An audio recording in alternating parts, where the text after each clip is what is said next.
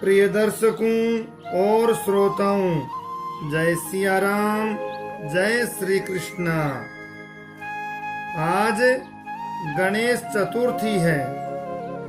गणेश जी के जन्म कथा आज जरूर सुननी चाहिए।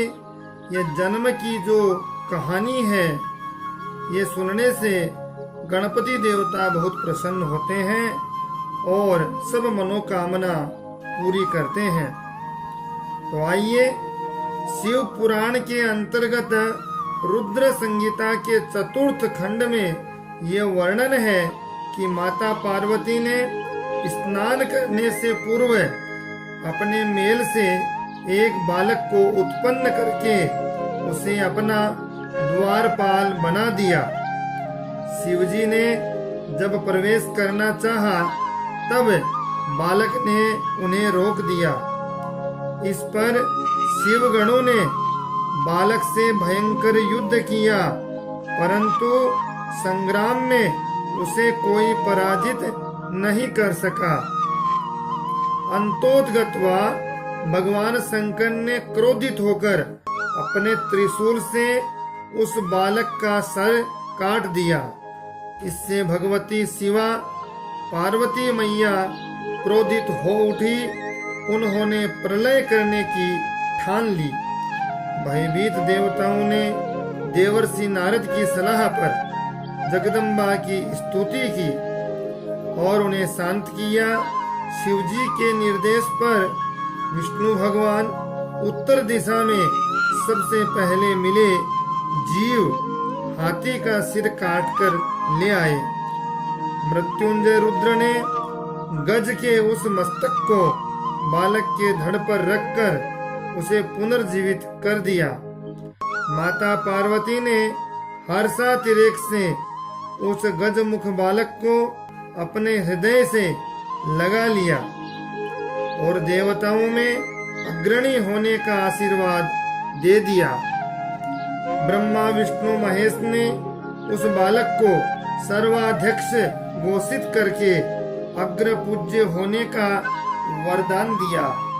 भगवान शंकर ने बालक से कहा, हे गिरिजानंदन, विघ्न नाश करने में तेरा नाम सर्वोपरि होगा। तू सबका पूज्य बनकर मेरे समस्त गणों का अध्यक्ष होगा। गणेश्वर, तू भाद्रपद मास के कृष्ण पक्ष की चतुर्थी को चंद्रमा के उदित होने पर उत्पन्न हुआ है। इस तिथि में व्रत करने के सभी विघ्नों का नाश हो जाएगा और उसे सब सिद्धियां प्राप्त होंगी। कृष्ण पक्ष के चतुर्थी की रात्रि में चंद्रोदय के समय गणेश तुम्हारी पूजा करने के पश्चात व्रत करने वाला चंद्रमा को अर्घ देकर ब्राह्मण को मिष्टान खिलाए, तदुपरांत स्वयं भी मीठा भोजन करे। वर्ष पर्यंत श्री गणेश चतुर्थी का व्रत करने वाले की मनोकामना पूर्ण अवश्य होती है। इस प्रकार से ये गणेश जी के जन्म लेने की जो कहानी कथा थी।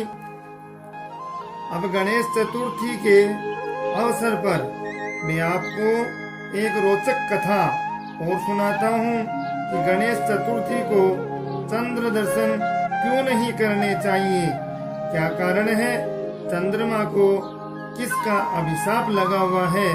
यह वर्णन इस कहानी के माध्यम से आप सुने। तो एक बार जगत पूज्य भगवान श्री गणेश जी ब्रह्मलोक से होते हुए लौट रहे थे। चंद्रमा को गणेश जी का तुंदिल शरीर और गजमुख देख करके हंसी आ गई। चंद्रमा हंसे तो गणेश जी को यह अपमान सहन नहीं हुआ। गणेश जी का अपमान नहीं करना चाहिए। उनके आकार, शरीर के प्रकार को नहीं, वो ज्ञान और बुद्धि के देवता हैं, रिद्धि सिद्धि के दाता हैं। लेकिन चंद्रमा को हंसी आई। उन्होंने चंद्रमा को श्राप दे दिया, हे पापी, तूने मेरा मजाक उड़ाया है। आज मैं तुझे श्राप देता हूँ कि जो भी तेरा मुख देखेगा वह कलंकित हो जाएगा। ये श्राप सुनकर चंद्रमा बहुत दुखी हुए।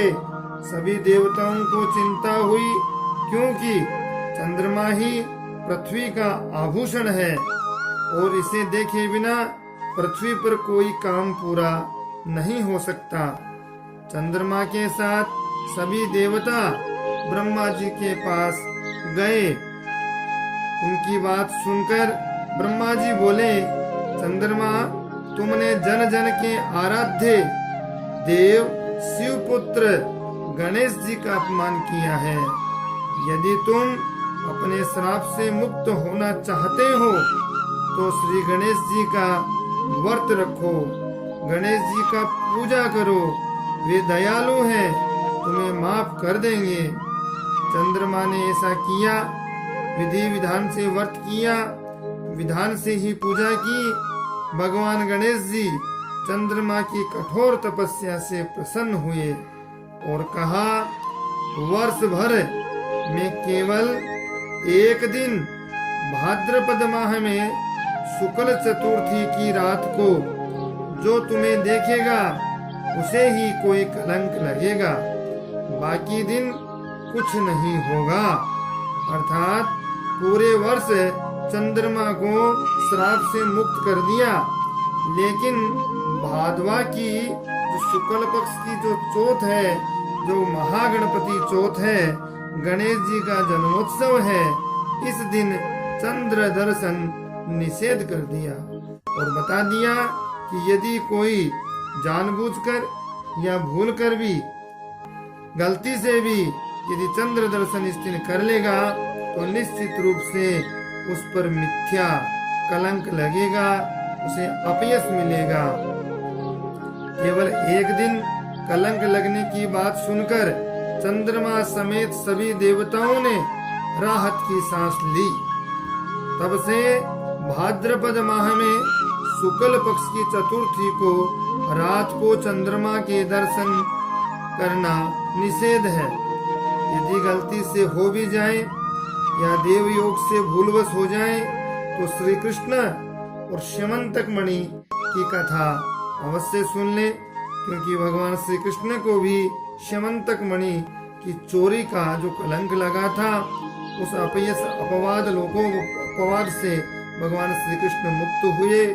और इस प्रकार से आप ये कथा सुन करके और श्री कृष्ण श्यमंतक मणि की, श्री कृष्ण भगवान आपको चतुर्थी दर्शन यदि चंद्रमा के हो जाए तो उससे दोष से मुक्त करेंगे।